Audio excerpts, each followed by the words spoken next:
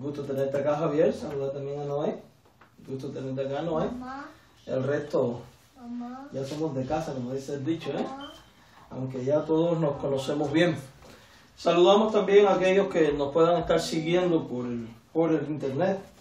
Y bueno, pues vamos a tener un tiempo de oración para pasar ya directo a nuestra lección y ahorrar tiempo. Oramos. Señor, dirígenos en este estudio y en este tiempo donde nos proponemos estudiar tu palabra. Prepara nuestros corazones y háblanos, Señor, porque tenemos necesidad de ti. Bendice a los que nos van a estar leyendo por internet también. Bendice a cada hermano. En Jesucristo. Amén. Bien, pues si alguno rapidito quiere dar acción de gracias por algún motivo en este momento antes de pasar al estudio, este es un buen tiempo para dar gracias a Dios. Si alguno de los presentes quiere hacerlo. Los que nos siguen por internet pueden ponerlo en el chat también si quieren. Entonces, ¿alguien desea dar gracias a Dios por algo? No le tenga miedo a esta cosa, usted no se va a ver. No se va a ver. Solo se ve Noé y yo.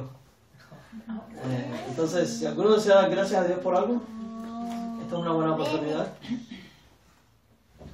¿No? Bueno, yo le doy gracias a Dios porque estoy orando por mis problemas que tenía de dolores, ¿no? Y la verdad es que se me han hasta ahorita me han calmado bastante. Gloria a Dios. Gracias a Dios que... Artritis, ¿no? Sí, es que me pega muy duro, a veces no puedo ni caminar, me pone muy mal.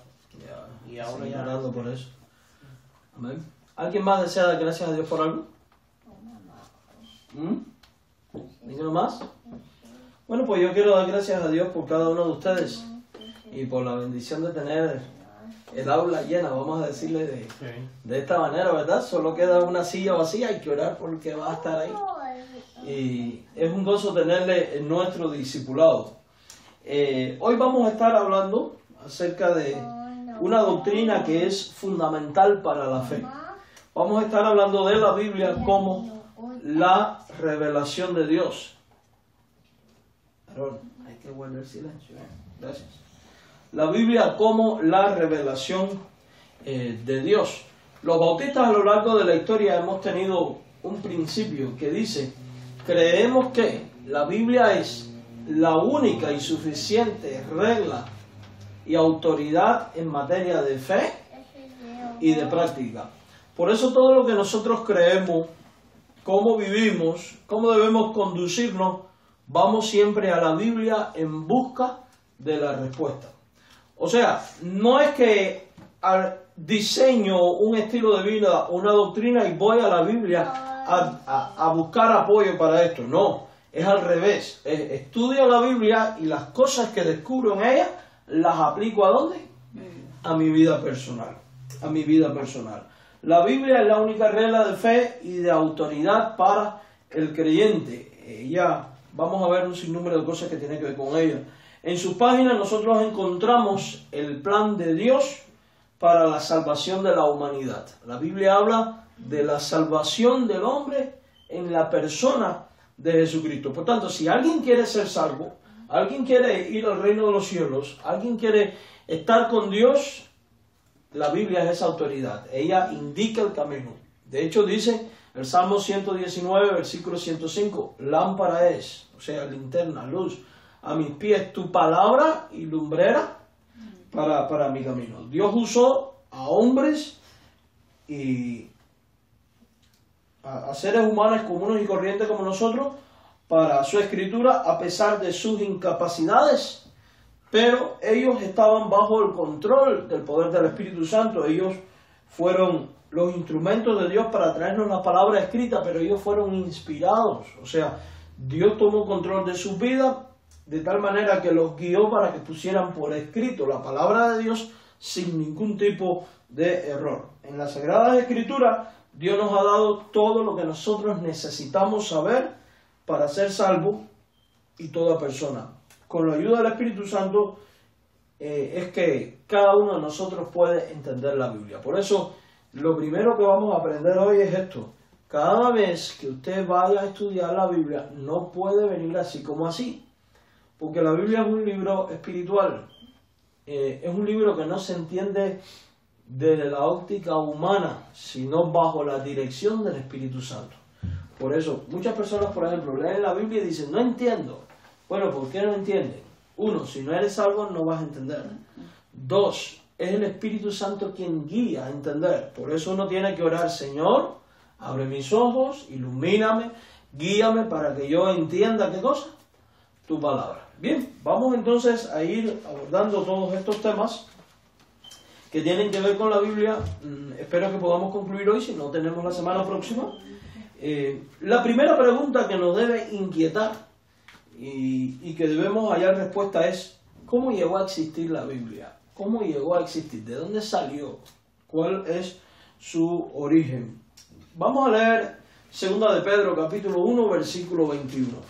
2 de Pedro, capítulo 1, versículo 21. Y este es un texto trascendental. 2 de Pedro 1, 21.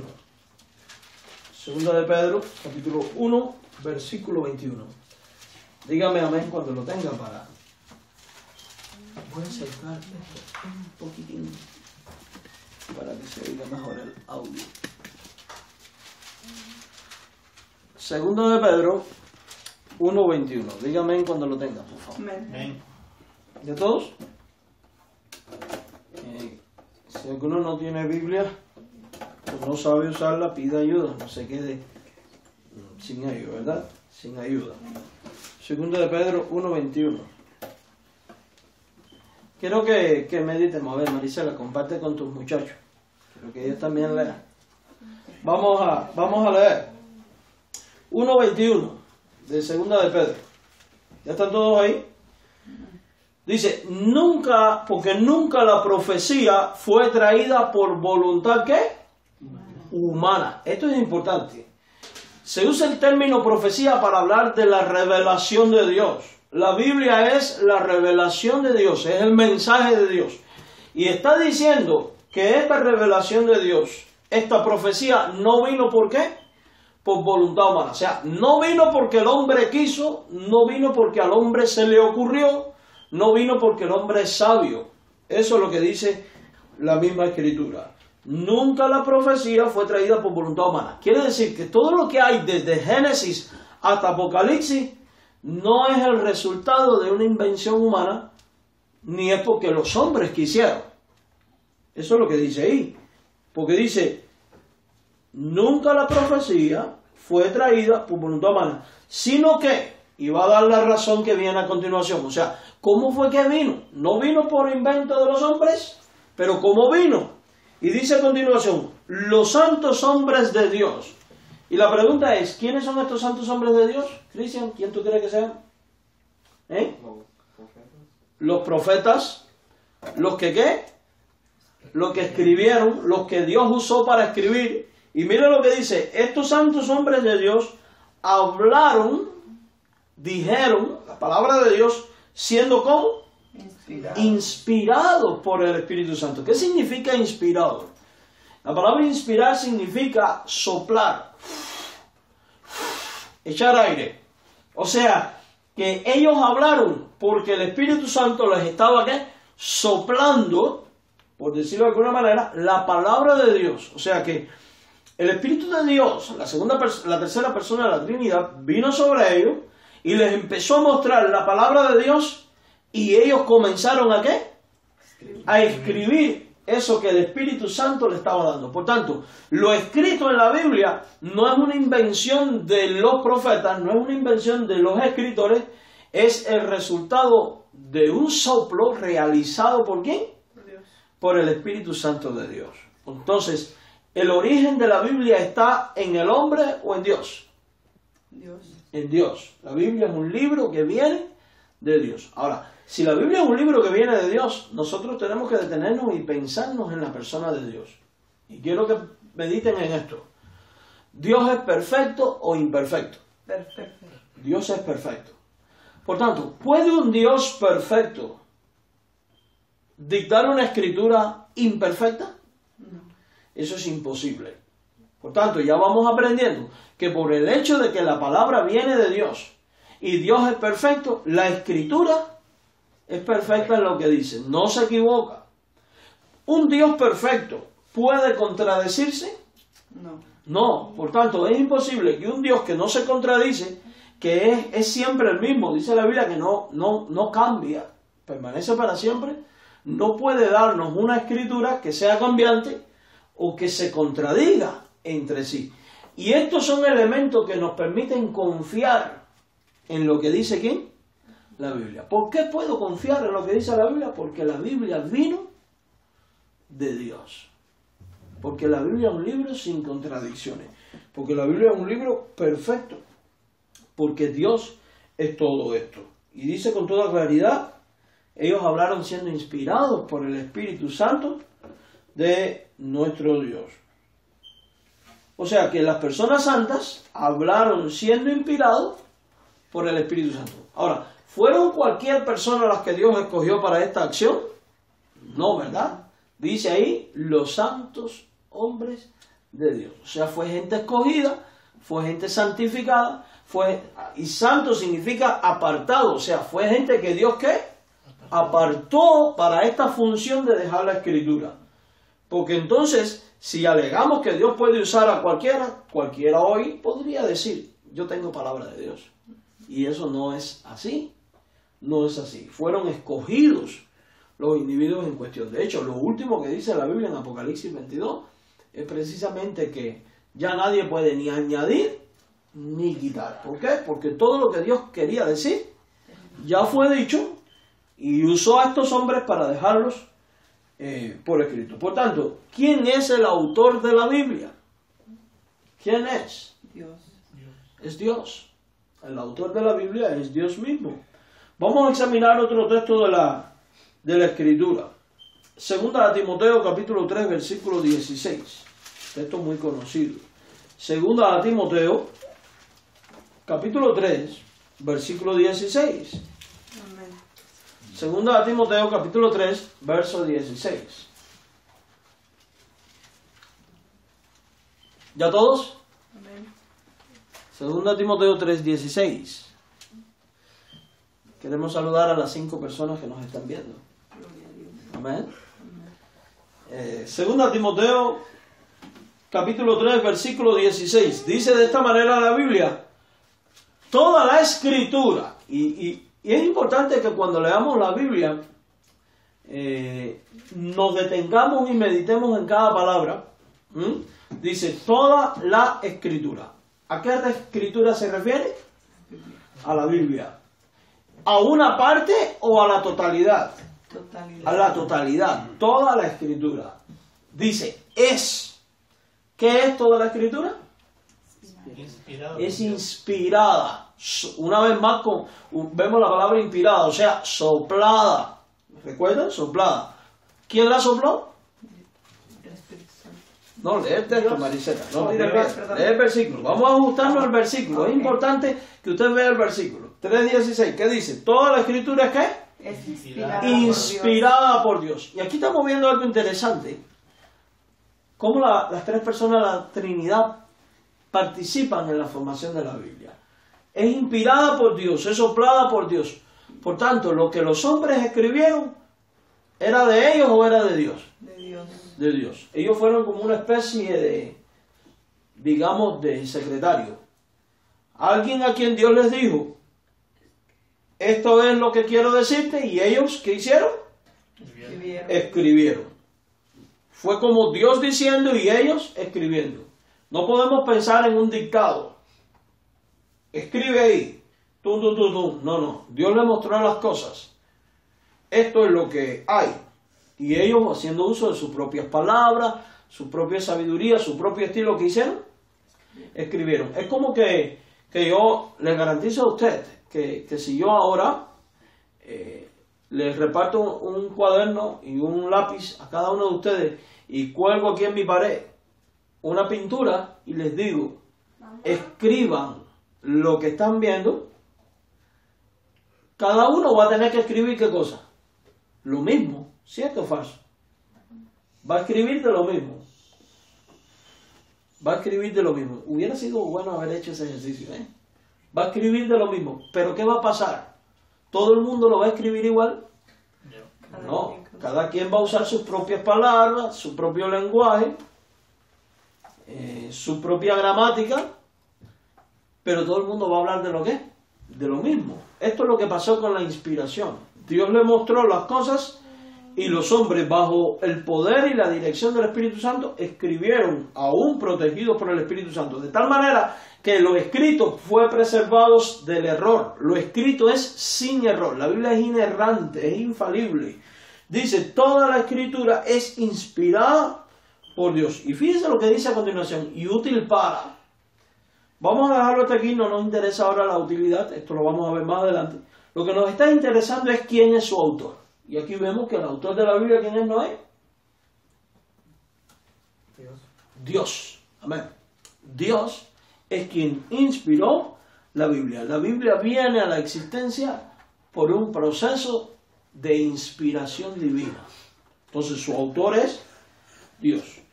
Vamos a ver ahora qué otros nombres se le dan en la Biblia a las Sagradas Escrituras. Y es importante identificar estos nombres porque cuando leemos la Biblia podemos estar viéndolo y pensar que se habla de cosas diferentes, y no.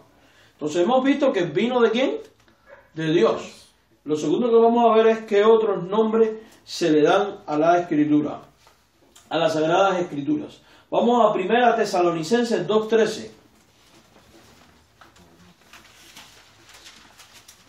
1 Tesalonicenses 2:13. ¿Qué otros nombres se les dan a las Escrituras?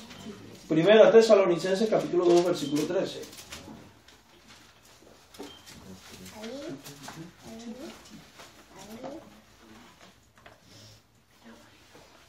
A ver, Navarro, ¿nos lo puede leer?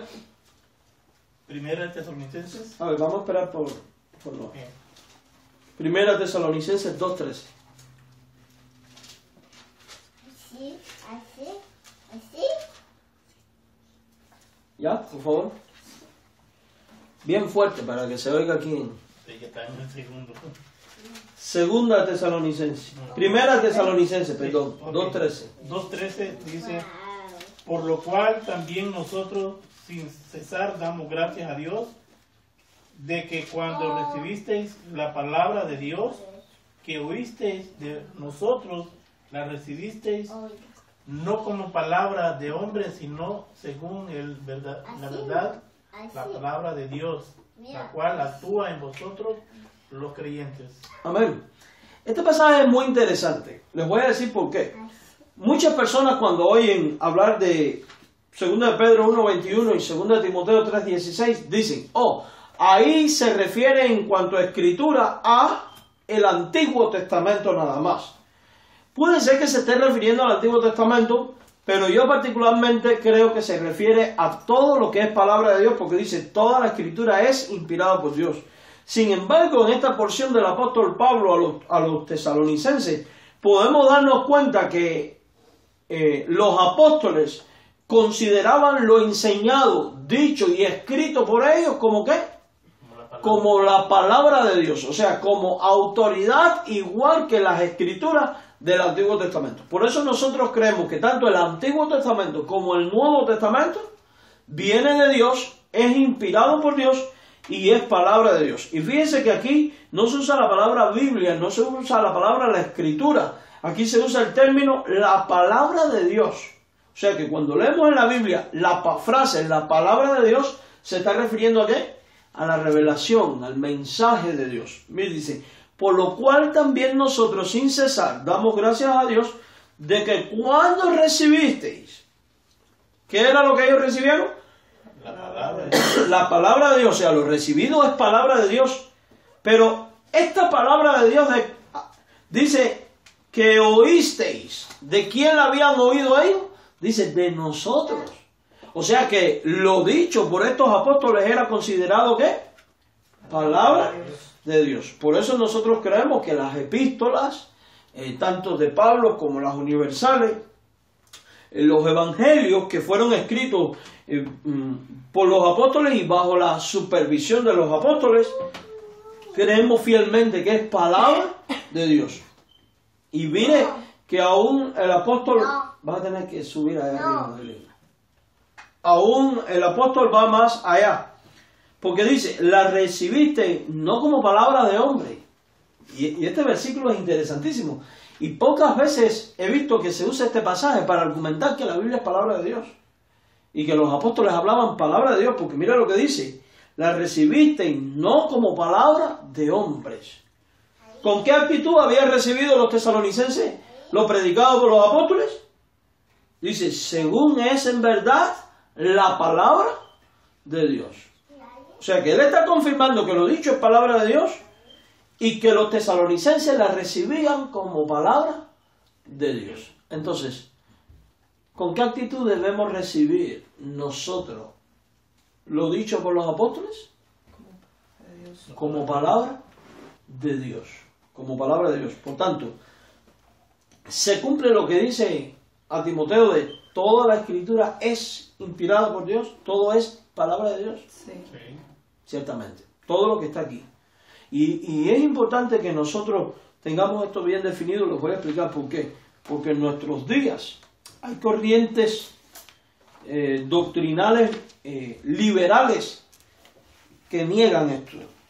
Que te dicen, la Biblia no es palabra de Dios, la Biblia contiene palabra de Dios. Algunas de sus cosas son palabra de Dios. No. Eso no es lo que dice la Biblia. La Biblia dice que toda la escritura es inspirada por Dios. Toda. Incluso algunos dicen, pero ¿cómo puede ser inspirado por Dios lo dicho por Judas Iscariote? Lo dicho por los sacerdotes. Dalín, sube por favor. Lo dicho por los sacerdotes, que era contrario. Eso es una ignorancia decir semejante cosa. Porque el inspirado, cuando en un diálogo bíblico habla un sacerdote, o habla Judas, o habla alguien contrario a la fe, no está hablando por inspiración. El que está hablando inspirado es el que está escribiendo el acontecimiento en sí. ¿Me explico lo que quiero decir? O sea que eso es una ignorancia. La Biblia es palabra de Dios. Ahora, ¿cuál es el propósito de la Escritura? ¿Para qué Dios nos dejó la Biblia? ¿Por qué es importante la Biblia para un cristiano? ¿Por qué los cristianos verdaderos, y digo verdaderos porque hay cristianos falsos, hacemos tanto énfasis en la Biblia? ¿Por qué nuestra vida va acompañada de este libro? Vamos a ver lo que Dios mismo ha tenido bien decirnos. Por tanto, si usted ve que la Biblia es palabra de Dios, usted le va a dar crédito a lo que esta Biblia dice, a lo que el mensaje dice. Vamos a segunda, a Timoteo 3, nuevamente, pero esta vez el versículo 15. 3:15. Segunda Timoteo 3:15. Dígame amén cuando lo tenga. Amén.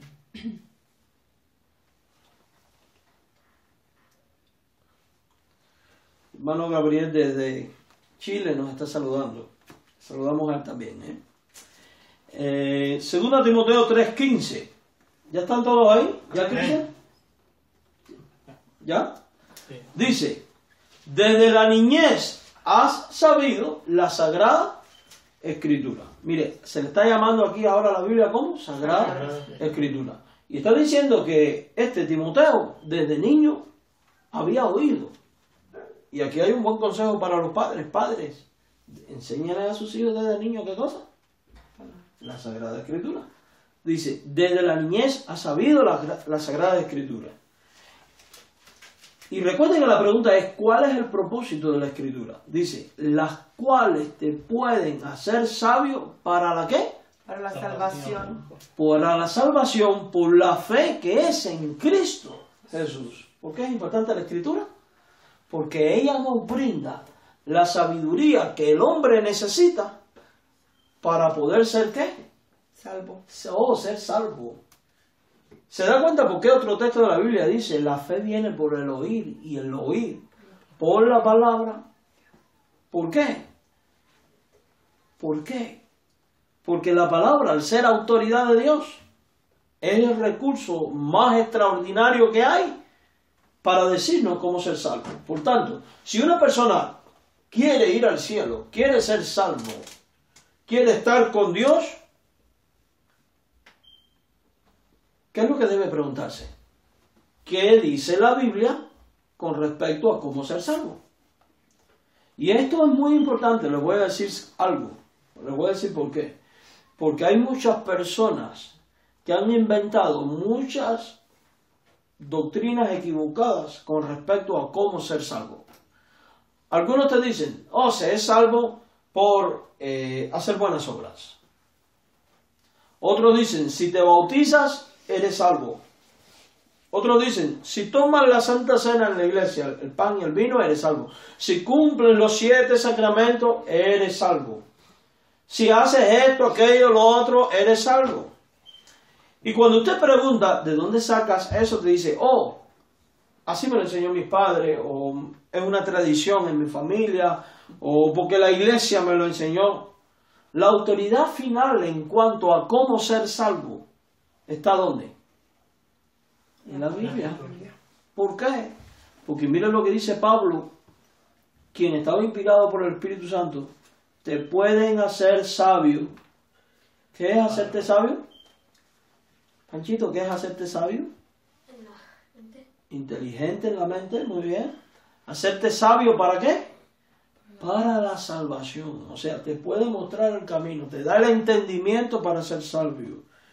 Y es interesante que dice, por la fe que es en Cristo Jesús. O sea, siempre deje la cápite que la salvación es por la fe en la persona de ¿quién? De Jesucristo.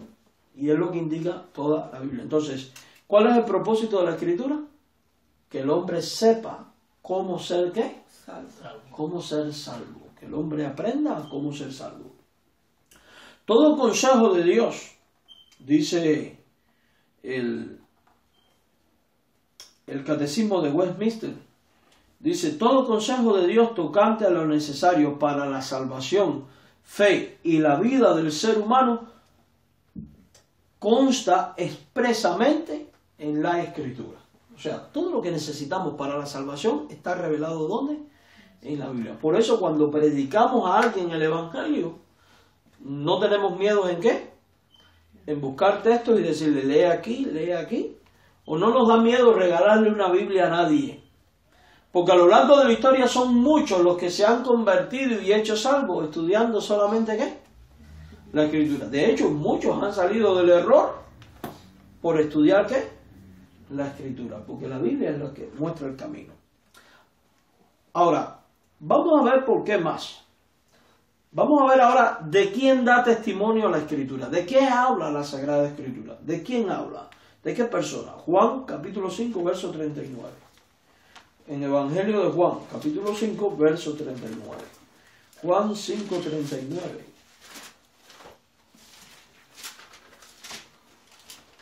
Juan capítulo 5, verso 39. Juan 5, 39. Juan 5, 39.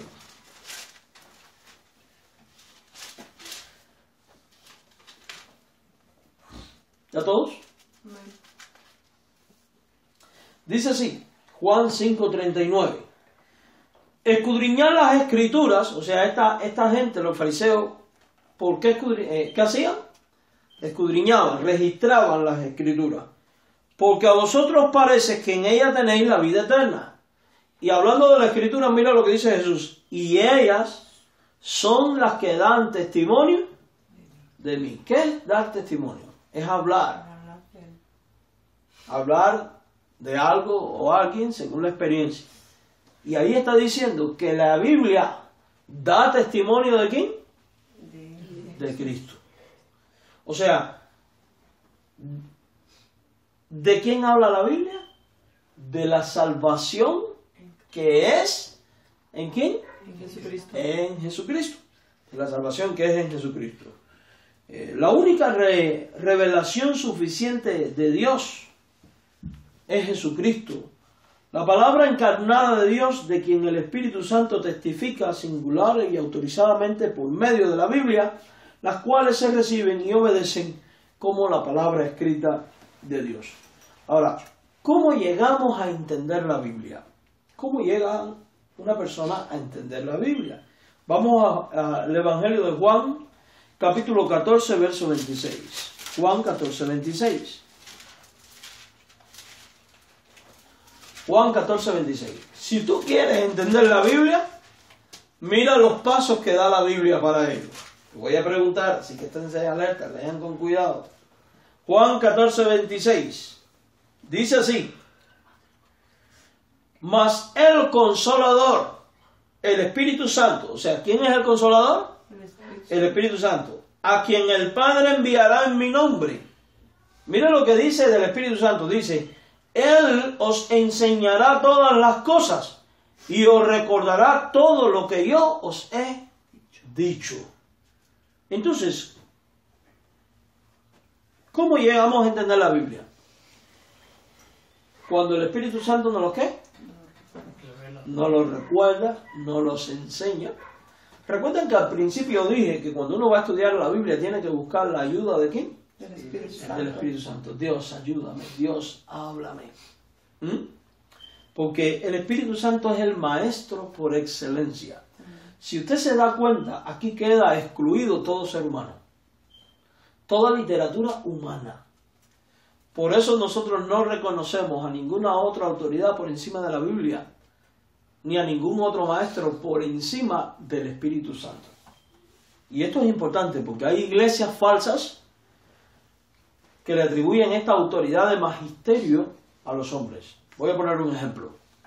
La Iglesia Católica Romana tiene un dogma llamado el magisterio de la Iglesia. Y ellos dicen: Dios le dio la Biblia a la Iglesia. Por tanto, es la Iglesia quien tiene que interpretar la Biblia. Pero los intérpretes de la Biblia son aquellos maestros a quienes Dios escogió. El resto del pueblo solo le toca obedecer. Eso no es lo que vemos en la Escritura. Porque vemos aquí que Jesús está dando instrucción. Que el que enseña la Escritura no es un grupo de hombres, sino ¿quién? El Espíritu Santo. El que guía el conocimiento es el Espíritu Santo. Además, los creyentes de Tesalónica, dice la Biblia, que se caracterizaban, los de Tesalónica o Berea, no recuerdo, creo que los de Berea, se caracterizaban por ser más nobles. No recuerdo bien, me confundí ahora. Dice, porque examinaban la Escritura para ver si lo que decían era así.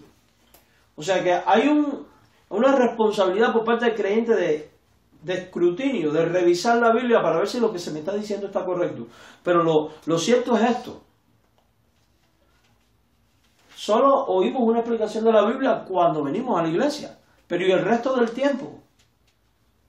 ¿No es nuestra relación personal? Sí.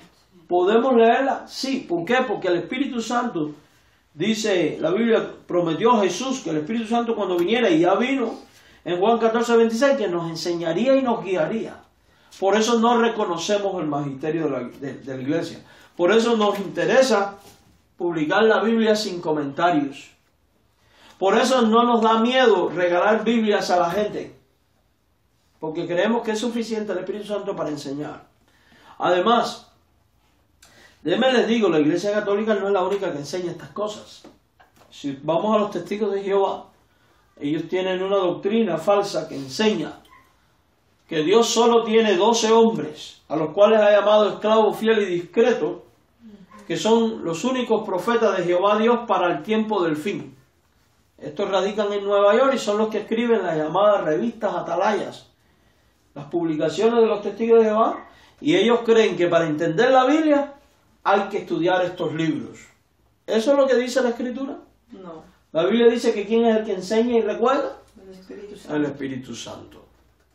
Pero hay otros, los mormones. Si usted agarra el libro del Mormón, ahí dice el otro evangelio de Jesucristo. Y ven al presidente de la organización de los mormones como un profeta, quien hay que obedecer. Y en los círculos carismáticos y neopentecostales de nuestros tiempos, con estos llamados movimientos apostólicos, se le está dando autoridad a los llamados falsamente, porque son falsos apóstoles. Se le da autoridad como que lo dicho por ellos es palabra de Dios o autoridad divina. Cuidado, no. La autoridad es la Escritura y el Espíritu Santo. Jesús nos ha prometido que el Espíritu Santo es quien nos guía y quien nos enseña. Por eso es importante, cuando usted va a leer la Biblia, con la convicción de que el Espíritu de Dios le va a guiar y le va a enseñar. Y usted debe orar, Señor, dame sabiduría para entender ¿qué cosa? Tu palabra. Dice la Biblia que el que pide recibe, ¿no? Si usted le pide esta sabiduría, se la va a dar. La regla infalible para interpretar la Biblia, mis queridos hermanos, es la Biblia misma. Esto es un principio de interpretación muy viejo. La Biblia es su propio intérprete. Por tanto, cuando se discuta cuál es el significado verdadero y completo de cualquier pasaje de la Escritura, puede buscarse y conocerse en otros pasajes en donde se exprese más claramente la misma idea. Por ejemplo, a veces estamos leyendo un texto y lo que estamos leyendo no lo entendemos muy bien. Busque una concordancia. Está leyendo usted, digamos, sobre el adulterio. No entiende lo que ahí se está diciendo. Busque la concordancia de la Biblia y busque todos los pasajes que habla la Biblia del adulterio. Y cuando usted empieza a leer este texto y este y este y este, usted puede definir ¿qué cosa? Una verdad. La Biblia es su propio intérprete. Vamos a ver ahora con qué se compara la palabra de Dios y qué aplicación práctica tiene. Vamos al Salmo 119, versículo 105, ya lo citamos ahorita también. Salmo 119, versículo 5. No comezón en un oído. No. Gracias, mi hermano. Salmo 119, versículo 5. ¿Con qué se compara la Biblia? ¿Alguien me lo puede leer? Lámpara es a mis pies tu palabra y lumbrera a mi camino. Amén. ¿Con qué se compara la Biblia? ¿Con una qué? Lámpara. Con una lámpara y una lumbrera. ¿Cuál es el propósito de la luz? Que miremos. Poner al descubierto los obstáculos, ¿verdad? Si yo apago aquí, y si apago aquí, y apagar allá y les digo, caminen, ¿ustedes qué riesgo están corriendo? Caernos. El de tropezar, el de caer. ¿Qué necesitan para no tropezar y caer? Luz. ¿Por qué? Porque cuando usted tiene luz, usted logra identificar los obstáculos y los puede ¿qué? Vencer. La Biblia es luz en el camino. Dice la Biblia que estamos en un mundo que vamos por un camino estrecho, los cristianos andamos por un camino estrecho, lleno de tentaciones, lleno de pruebas, lleno de problemas, y la lámpara es la Biblia, quien nos va mostrando cómo salir de los problemas. Sea cual sea tu problema, la solución está ¿dónde? En la Escritura. La Biblia es suficiente, es luz, porque pone al descubierto todo. ¿Tienes problema de mentir? La Biblia te enseña cómo dejar de mentir. ¿Tienes tentaciones al adulterio? La Biblia enseña cómo vencer esas tentaciones. ¿Tienes problemas de adicción? La Biblia enseña cómo vencer la adicción. ¿Tienes problemas de carácter? ¿Eres iracundo o eres muy pasivo? La Biblia te enseña al respecto. No hay nada que escape del consejo de Dios en la palabra. Por eso la muestra como un ¿qué? Luz, una lámpara. Por eso cuando tengas necesidades, crisis en tu vida personal de cualquier tipo, acude a la palabra. Yo recuerdo que de niño le tenía miedo a la oscuridad. Habían dado en mi país una serie de televisión que se llamaba no sé qué, el lobo fantasma. Creo que era Furia, el lobo fantasma. Y era un lobo blanco que en las noches, durante el día, la persona cuando se iba a dormir, que viera las huellas del lobo en su cama, durante la noche, el lobo entraba y mataba a la persona. Yo me dejaron ver aquella serie, dígame usted, yo no sé quién le dio la clasificación de infantil a aquella, la ponían a las 6 de la tarde, a las 7 de la tarde en mi país. Y cuando llegaba la noche, hacían un ruido de esto misterioso en la televisión, y de buena primera se veía el lobo que saltaba, y después aparecía la persona destripada, muerta, y Y yo le cogí terror a la oscuridad. Terror. ¿Y saben cómo le vencí el miedo? Y para colmo, yo vivía, me pasaron dos cosas esa vez. Mi casa es una casa colonial, antigua. Y es muy grande, los salones son muy grandes. El primer cuarto estaba en la sala, el segundo estaba en la saleta, después estaba la cocina de mi casa, después una terraza. Y el tercer cuarto, que era donde yo dormía, estaba detrás de la cocina, y la pared no llegaba arriba, porque las casas coloniales les hacen unas ventilas para que el aire circule. Eso era regla de la arquitectura española de esa época. Y yo me desvelaba pensando, ¿y si el lobo me brinca por aquí? Y me entra por acá. Pero para ir al baño, típico de los pueblos de nosotros, ¿no? Las casas tienen un solo baño. Yo tenía que pasar del tercer cuarto al segundo, entrar a la saleta, pasar por la cocina para llegar al baño. O sea que tenía que dar la gran vuelta. Y recuerdo que cuando lavaban las cacerolas de cocinar, es costumbre en Cuba, alguna gente, mi abuela las ponía en el lavadero boca abajo, que se escurrieran bien.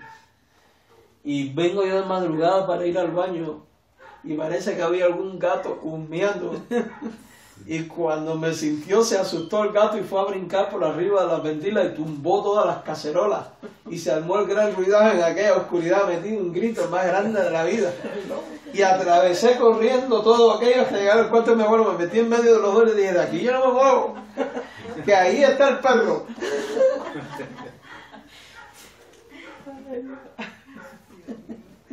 Me daba miedo dormir. Unos desvelos horribles por miedo. Hasta que alguien me enseñó.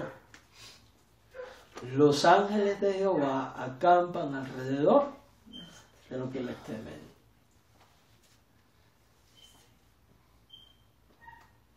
Y en paz me acostaré y asimismo dormiré, porque solo tú, Jehová, me haces dormir confiado. Aquella palabra de Dios me refrescó, me dio ánimo.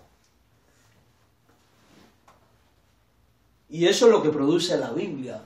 Por eso es luz, por eso es lámpara, porque pone el descubierto y suple para nuestras necesidades. ¿Quiere usted comprobarlo? Vamos a ver lo que viene así a continuación. Y es que la Biblia es un libro útil. Tiene utilidad. Un libro práctico. No es un simple libro de religión, es un libro útil. Segunda Timoteo 3:16. Segunda Timoteo 3:16. Segunda Timoteo 3:16. ¿Te ayudo, no? Segunda Timoteo 3:16.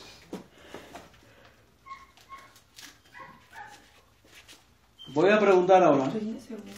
Segunda Timoteo 3:16, donde mismo estábamos hace un ratito en el 15, pero ahora el 3:16. Segunda Timoteo 3:16. ¿Están todos ahí? Fíjese, ya habíamos definido esto, que toda la escritura es inspirada por Dios. Ahora mira lo que dice a continuación. ¿Y qué? Útil. O sea que además de ser inspirada, tiene utilidad. La pregunta es, ¿para qué es útil? No me respondan ahora, vamos a ir uno por uno. Javier, ¿me puede decir la primera cosa? ¿Para qué es útil? Para enseñar. Para enseñar. O sea, si yo desconozco cualquier asunto en materia de fe, o en asuntos espirituales, o aún de la vida misma, la Biblia es útil ¿para qué? Para darme ¿qué cosa? Enseñanzas en todo lo que yo necesito. Voy a poner un ejemplo. Aquí tenemos, a Dios gracias, un buen grupo de jovencitos. 1, 2, 3, 4, 5, 6, 7. David ya ahorita 8, Panchito también 9 y yo 10. Marisela, no me mire que tú estás fuera de este orden. Un día se van a enamorar, van a querer tener su novio y su novia o su pareja, como todo el mundo. Y quizás diríamos, ¿qué tiene que ver la Biblia con noviazgo y pareja? No, la Biblia también da enseñanzas para eso. ¿Quieres tú saber los requisitos para tener novio o novia o cómo hacerlo y para que te vaya bien? La Biblia da el consejo. No hay ningún consejo o enseñanza que necesitemos que no esté en la Biblia. La Biblia habla de todo. De todo. Por eso es útil para enseñar. ¿Quieres tú ser alguien instruido? ¿Qué tienes que hacer? ¿Ir a dónde, Cristian? ¿A dónde? A la Biblia. A la Escritura. Ahora sigue diciendo, útil para enseñar. ¿Útil para qué más? ¿Qué dice ahí Navarro? Redarguir. Redarguir. Navarro, ¿sabe lo que es redarguir? Redarguir es como llamar la atención. Para llamarte la atención, o sea, hacerte sentir mal cuando estás haciendo algo mal hecho, para que salgas de lo malo y entres ¿a qué? A hacer lo correcto. Y es por eso que un cristiano cuando empieza a hacer cosas incorrectas y lee la Escritura le pone ese malestar hasta que te lleva al arrepentimiento. Y bendito Dios. ¿Y por qué es útil esto? Porque cuando Dios nos redarguye, nos lleva al arrepentimiento. Cuando el alma se arrepiente, Dios le perdona. Y cuando uno es perdonado, uno vuelve a tener comunión ¿con quién? Con Dios. Es edificado por Dios y en Dios. Dice además, útil para redarguir. ¿Útil para qué? Corregir. Para corregir. ¿Corregir qué? ¿Qué es lo que necesita ser corregido en la vida? Cuando yo digo, tengo que corregir esto, ¿por qué es? Panchito, a ver, ¿sabes por qué? Cuando yo tengo que corregir algo, ¿por qué lo tengo que hacer? Por ejemplo, cuando tú estás haciendo un trabajo de aritmética en la escuela, a lo mejor es el inglés lo que no. Sí. Y tu maestro pasa y te dice, mira, observa esta cuenta, no está correcta, corrígela. ¿Por qué es útil corregir? Para arreglar problemas de antes.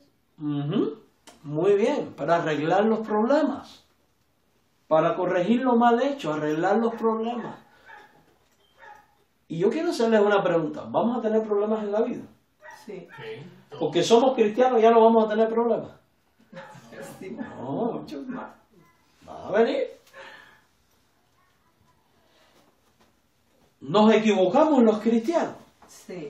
También nos equivocamos. Y si tenemos problemas y nos equivocamos, tenemos una necesidad de ser ¿qué?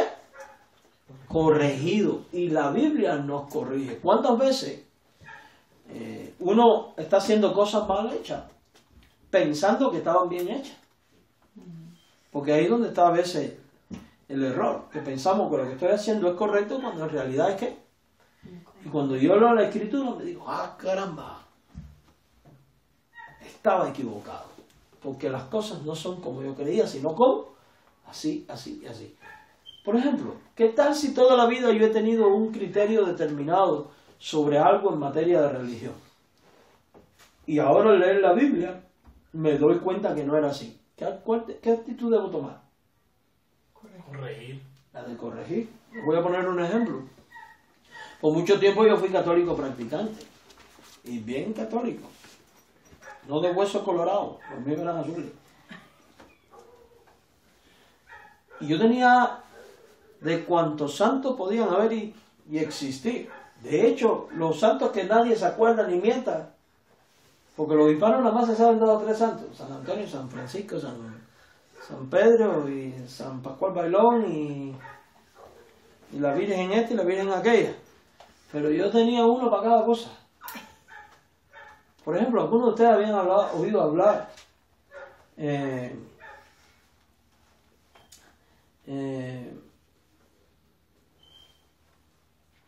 Santa María de Goretti.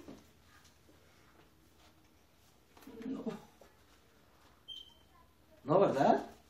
San Eugenio de Macendoz. ¿Lo conocen? No se conocen casi. Yo los tenía todos ahí por colecciones. Y muchos más, San Pacomio. Aquí, cuando llegué aquí a este país, me di cuenta que la gente celebra el día de ¿cómo se llama la fiesta que se visten de verde? Patricio. San Patricio. Y le pregunté a unos americanos, ¿ustedes saben? Los vi vestidos de verde. ¿Ustedes saben quién fue Patricio? No. Obispo de Irlanda, el primero que llevó la fe a Irlanda, que la Iglesia Católica lo asocia con el catolicismo. Patricio no era católico, Patricio, el tiempo en que fue Patricio a Irlanda, no existía el catolicismo todavía. Y eso es muy interesante. Tenía imágenes, las veneraba, les prendía sus veladoras, hasta que leí en la Escritura, Éxodo 24, no te harás imagen, ni te inclinarás, ni las honrarás.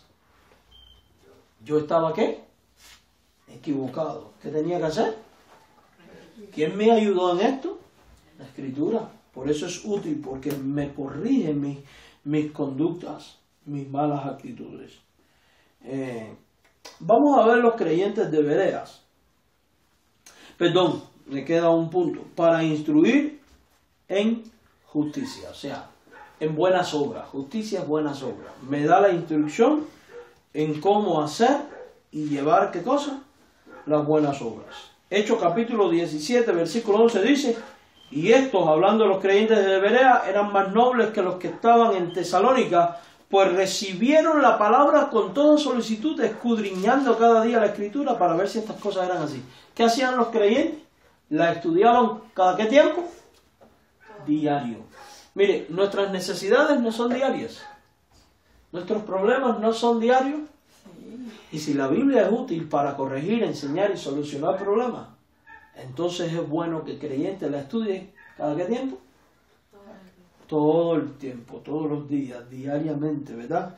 ¿Qué sucede cuando nos alimentamos espiritualmente de la palabra de Dios? Vamos a 1 de Pedro 2.2 y ya nos queda solo un versículo y terminamos. 1 de Pedro 2.2. 1 de Pedro, capítulo 2, versículo 2. 2.2.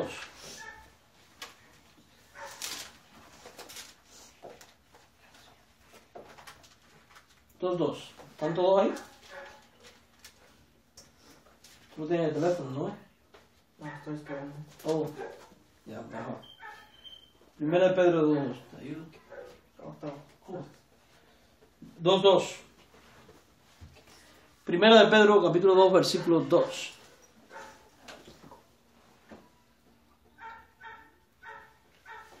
Y la pregunta en cuestión es esta.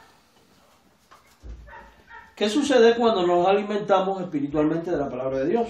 Dice: desead como niños recién nacidos la leche espiritual no adulterada. Y mira lo que dice ahora: para que por ella crezcáis.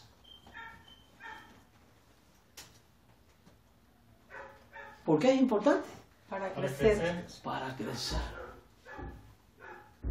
Para crecer. La Biblia produce ¿qué cosa? Crecimiento espiritual. Madurez. Un cristiano maduro es un cristiano que estudia la Escritura. Cuando yo empiezo... Y mire, ¿cuál es la diferencia entre un fruto verde y uno maduro? El verde por lo general es ácido, no es suave, no es agradable. Y eso pasa espiritualmente en nuestra vida, pero cuando es maduro es dulce, es agradable, es hermoso, es codiciable, es deseable. El deseo de Dios es que nosotros seamos llevados de este estado de desagradable a un estado de ¿qué? De agradable. Ese es el proceso de crecimiento y madurez. Una manera de pensar más madura. Es como un niño. Mi hijo Aarón tiene una mentalidad infantil ahora. Él puede conocer algo de algunos temas, pero no va a ser igual ahora cuando tenga 15 años, ni igual a cuando tenga 40. Porque uno ¿qué? Crece y madura. La Biblia nos ayuda a crecer y a madurar espiritualmente. Y termino con Apocalipsis 1.3. Apocalipsis 1.3, el último libro de la Biblia.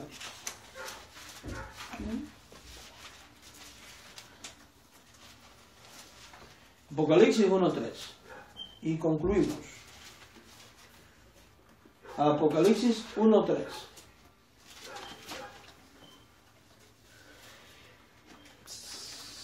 ¿Ya todos? Amén. Perdonen que hoy me haya extendido unos minutos.